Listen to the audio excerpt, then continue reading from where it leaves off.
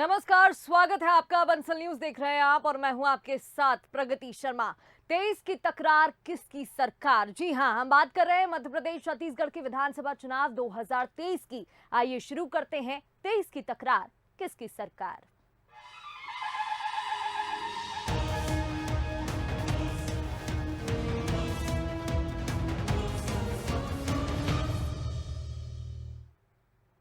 मध्य प्रदेश की सियासी पिच पर बीजेपी फ्रंट फुट पर खेल रही है। विपक्ष के हर हमले का जवाब बीजेपी अटैकिंग मोड में देने वाली है। इसको लेकर कांग्रेस की क्या तैयारी है और कांग्रेस इसका जवाब किस अंदाज में देगी, जानेंगे इस रिपोर्ट में। 2023 का चुनावी रण तेज होगा, सियासी आक्रमण, बीजेपी का एक्शन कांग्रेस का बढ़ाएगा टेंशन। जंग हो या सियासी दंगल, आक्रमण ही सुरक्षा का सबसे अच्छा उपाय माना जाता है और बीजेपी एमपी में कुछ इसी रणनीति के साथ चुनाव की तरफ बढ़ रही है। इसकी झलक वीडियो वॉर में भी देखने को मिली, जब वीडियो सॉन्ग एमपी में काबा का जवाब मामा मैजिक के रूप में सामने आया। एमपी में काबा और भाजपा के नेतवा त झाड़त रुआब बा, जनता के मुख से झरत है, मामा मैजिक करत है। बात भ्रष्टाचार की हो, आदिवासी मुद्दों की हो या फिर किसी और विपक्षी हमले की, बीजेपी फ्रंट फुट पर आकर हर फुल टॉस का जवाब देगी। बीजेपी की इस रणनीति को अमित शाह के दौरे से जोड़कर देखा जा रहा है, जिसमें इसी आक्रामकता के साथ हर मुद्दे पर मुखर होने का मंत्र दिया गया था। इतना ही नहीं, चुनाव प्रभारी और सह प्रभारी की मैराथन बैठकों के बाद हर जिले में चुनाव प्रभारी और सह प्रभारी की नियुक्तियों समेत तकरीबन 10 से 12 कमेटियों की घोषणा भी होनी है। इन सभी फैसलों पर स्पेशल 13 की मौजूदगी में आने वाले दिनों में मुहर लगनी है। लगातार हम और जनता की सेवा कर सके, इसलिए 23 की तैयारी में जुटे और ये बैठकें इसी क्रम में होती हैं। पार्टी की एक व्यवस्था है, हमारे चुनाव के लिए केंद्र ने प्रभारी सह प्रभारी बनाए हैं, प्रदेश के हमारे वरिष्ठ नेता को संयोजक के नाते बनाया है। जहां एक तरफ भूपेंद्र यादव जी का अनुभव है, अश्विनी वैष्णव जी का अनुभव है, वहीं माननीय नरेंद्र सिंह जी तोमर भी हमारे, चूंकि मध्य प्रदेश के चिर परिचित हैं, प्रदेश अध्यक्ष रहे हैं, राष्ट्रीय महामंत्री रहे, तो इस नाते से उनके अनुभव का लाभ इस समय की हमारी टोली को मिलने वाला है। कुल मिलाकर बीजेपी की तैयारी युद्ध स्तर की है, तो कांग्रेस भी चुनावी तलवार को धार दे रही है। कमलनाथ हाईकमान के साथ मंथन कर रणनीति तैयार कर रहे हैं, जिसे जमीन पर उतारने के लिए मैदानी जमावट की जा रही है। जल्द प्रियंका गांधी का ग्वालियर दौरा भी होना है, जिसे हिट बनाने के लिए कांग्रेस में हलचल तेज है। वहीं बीजेपी नेताओं के दौरे को कांग्रेस जमीन खिसकने का डर बता रही है। यही नहीं, वो इन दौरों को भी कोई चुनौती नहीं मान रही। के पहले तो कभी केंद्रीय नेतृत्व इतना मध्य प्रदेश में नहीं आया। अभी तक अगर उन्हें अपने राज्य के नेतृत्व पर भरोसा होता तो 15 साल उनकी सरकार, 15 साल से ज़्यादा सरकार उनकी चल रही है, उनके मुख्यमंत्री हैं, अगर उन्होंने कोई ऐसे काम किए होते उल्लेखनीय जिससे उनके माथे पे चिंता की लहर नहीं आती, कहीं ना कहीं कोई उनके पास सूचना है कि मध्य प्रदेश में उनकी धरती सरक गई है और जनता ने मन बना लिया है कि अब भारतीय जनता पार्टी को दोबारा मौका नहीं देंगे। जाहिर है कि बीजेपी के अटैकिंग मोड में आने से दोनों पार्टियों में हमले तीखे होंगे और सियासी सरगर्मी भी बढ़ेगी। लेकिन चुनावी साल में कांग्रेस इसका जवाब किस तरह देगी, ये देखने वाली बात होगी। Bureau report, Bansal news. इधर मध्य प्रदेश में आगामी विधानसभा चुनाव को लेकर पूर्व मंत्री सज्जन सिंह वर्मा का बड़ा बयान सामने आया। सज्जन वर्मा ने कहा कि आगामी विधानसभा चुनाव के लिए टिकटों को लेकर कांग्रेस ने बड़ा फैसला किया है। अगस्त के पहले हफ्ते में 60 से 65 सीटों पर कांग्रेस उम्मीदवारों की घोषणा कर देगी। पूर्व मंत्री दिग्विजय सिंह ने लगातार हार रही जिन 66 सीटों का दौरा किया है, उसकी रिपोर्ट कमलनाथ को भेज दी गई है। उस रिपोर्ट के आधार पर ही उन सभी सीटों पर नाम तय कर दिए गए हैं। इन नामों की घोषणा अगस्त की शुरुआत में ही कांग्रेस पार्टी कर देगी।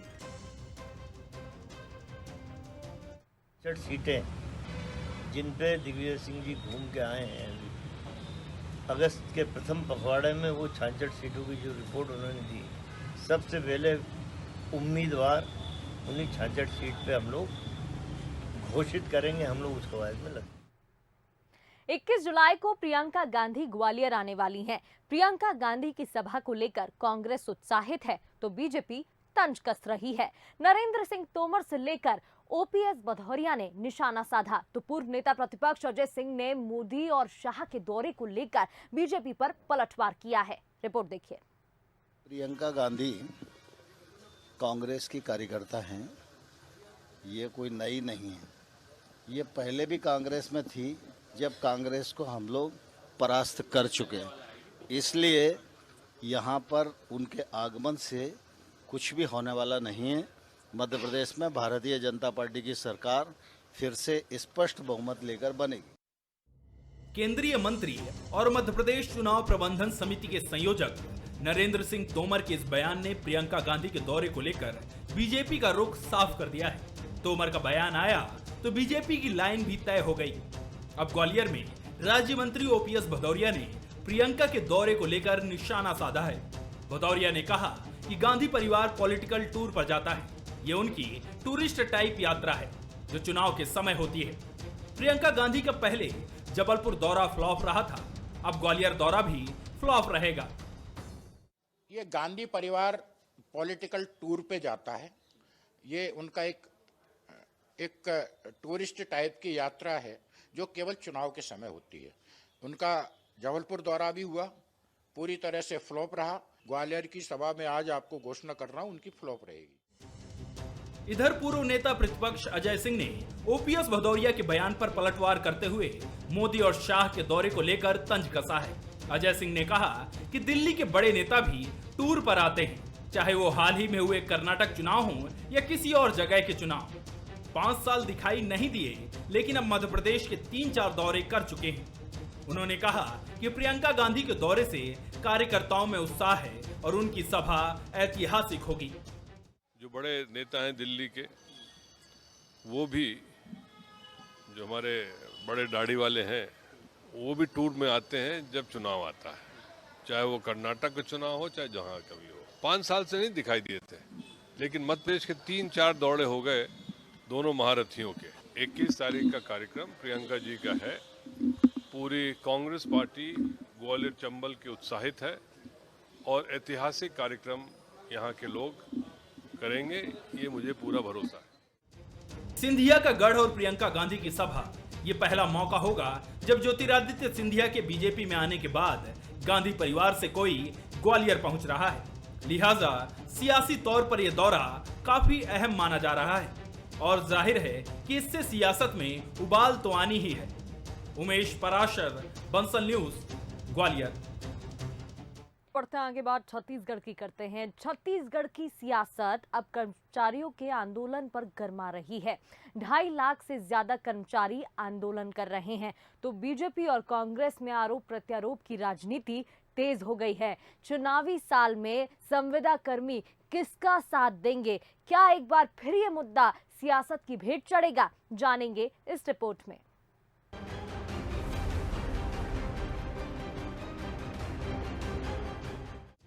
छत्तीसगढ़ की सड़कों पर दिख रहे कर्मचारी सरकार के किए वादे याद दिलाने के लिए आवाज बुलंद कर रहे हैं, तो चुनावी साल में इनके जरिए सियासत भी तेज हो रही है। नियमितीकरण समेत 6 मांगों को लेकर प्रदर्शन कर रहे संविदा कर्मियों के आंदोलन में बीजेपी समर्थन देने पहुंची। वादा किया कि उनकी मांगों को घोषणा पत्र में शामिल करेंगे, तो साथ ही कांग्रेस पर वादा खिलाफी के आरोप भी लगाए। कांग्रेस ने जो जन घोषणा पत्र में इसको जारी किया था, इनसे झूठे वादे किए थे। जितने हमारे कर्मचारी यहाँ धरने पर बैठे हैं, आंदोलन में बैठे हैं, हमारे ये संविदा कर्मचारियों के नियमितीकरण की घोषणा आज हरेली में कर दें कि अगर ये सरकार नहीं करेगी, इनकी मांगों को नहीं मानेगी, तो भारतीय जनता पार्टी अपने चुनाव घोषणा पत्र में इसको शामिल करेगी। भूपेश बघेल की सरकार लबरा सरकार है, झूठी सरकार है, भ्रष्ट सरकार है। प्रदेश के करीब 2.5 लाख से ज्यादा कर्मचारी इस आंदोलन से जुड़े हैं, जो छत्तीसगढ़ अनियमित कर्मचारी महासंघ के बैनर तले प्रदर्शन कर रहे हैं। जिस तरह बीजेपी आंदोलन से जुड़ी, कुछ इसी तरह 2018 चुनाव से पहले कांग्रेस के दिग्गज नेता भी प्रदर्शन में पहुंचते थे और आंदोलनकारियों से मिलकर एक सुर में बयान देते थे। कहा जा सकता है कि नाराज कर्मचारियों ने उस वक्त कांग्रेस का साथ दिया। अब चुनावी साल में बीजेपी मैदान में उतरकर संविदा कर्मियों का साथ दे रही है। इस पर कांग्रेस हमलावर है और तीखे तंज कसते हुए आरोप भी लगा रही है। अनियमित कर्मचारी भारतीय जनता पार्टी की गलत नीतियों के परिणाम है। 15 साल तक भारतीय जनता पार्टी ने यदि कर्मचारियों की नियमित भर्ती किया होता तो इतनी बड़ी संख्या में हमारे राज्य में अनियमित कर्मचारी नहीं होते। अब कल्पना कीजिए कि छत्तीसगढ़ में पहले नियमित शिक्षक की नियुक्ति जब कांग्रेस की सरकार बनी उसके बाद हुई, 18 साल बाद। तो ऐसी स्थिति में भारतीय जनता पार्टी के नेता किस नैतिकता से अनियमित कर्मचारियों की समस्या की घोषणा पत्र में शामिल करने की बात कर रहे हैं? ये फिर से एक बार उनको ठगने का काम कर रहे हैं। कर्मचारियों का ये आंदोलन मंगलवार को रौद्र रूप लेने वाला है, जब प्रदेश भर से पहुंचे संविदा कर्मी रायपुर के बूढ़ा तालाब पहुंचेंगे और मौन सत्याग्रह के बाद विधानसभा घेराव के लिए कूच करेंगे। अब देखना होगा कि चुनावी साल में इसका क्या असर होगा, या फिर भूपेश सरकार कर्मचारियों को सौगात देकर सियासी फिजा का रुख बदल देगी। Bureau report, Bansal news. इधर छत्तीसगढ़ में हरेली त्योहार के मौके पर प्रदेश भर में धूम देखने को मिली, तो सियासत भी खूब हुई। छत्तीसगढ़ियावाद को लेकर प्रदेश में क्या सरगर्मी है, इस रिपोर्ट में देखिए। छत्तीसगढ़ में हरेली त्योहार की ये तस्वीरें बीजेपी दफ्तर और सीएम हाउस की हैं, जो इशारा कर रही हैं कि 2023 के चुनावी त्योहार में छत्तीसगढ़ियावाद को लेकर फिर सियासत गरमाएगी। सीएम हाउस में भूपेश बघेल ने परिवार के साथ हरेली त्योहार मनाया, गेड़ी चढ़े, झूला झूले और साथ ही बीजेपी पर हमलावर भी हुए। उन्होंने कहा कि 15 साल की रमन सरकार ने प्रदेश के लिए कुछ नहीं किया, वो सिर्फ हमारी नकल करते हैं।